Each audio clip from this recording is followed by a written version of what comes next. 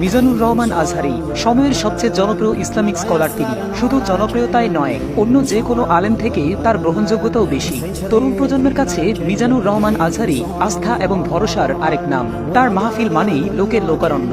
তার সুললিত কণ্ঠ এবং সময়োপযোগী আলোচনা অনেকের হেদায়েতের পথকে সহজ করে দিয়েছে। মানুষকে হেদায়েতের বাণী শোনাতে গিয়ে অনেক ঝড়ঝঞ্ঝা বয়ে গেছে তার উপর দিয়ে। একটা সময় নিজ মাতৃভূমিও ছাড়তে হয়েছে, তবে কখনোই বিচলিত হননি তিনি। যেখানেই থেকেছেন মানুষকে পরামর্শ দিয়ে গেছেন। মিজানুর রহমান আজহারী একাধারে সুবক্তা, আলোচক, গবেষক এবং লেখক। তিনি 1990 সালের 26 জানুয়ারি ঢাকার ডেমরায় জন্মগ্রহণ করেন। তবে তার পৈতৃক নিবাস কুমিল্লা জেলার মুরাদনগরের পরমতলা গ্রামে। তার বাবা একজন মাদ্রাসা শিক্ষক।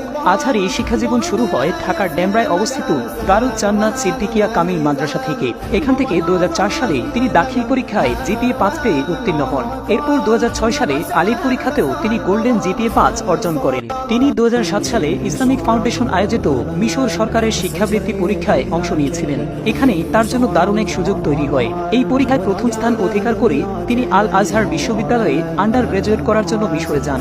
সেখান থেকে ডিপার্টমেন্ট অফ তাফসির অ্যান্ড কুরআনিক সায়েন্স থেকে তিনি 2012 সালে শতকরা 80% সিজিপিএ নিয়ে অনার্সে উত্তীর্ণ হন।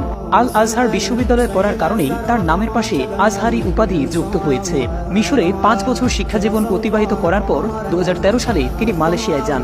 সেখানে গার্ডেন অব নলেজ খ্যাত ইন্টারন্যাশনাল ইসলামিক ইউনিভার্সিটি থেকে পোস্ট গ্রাজুয়েশন সম্পন্ন করেন।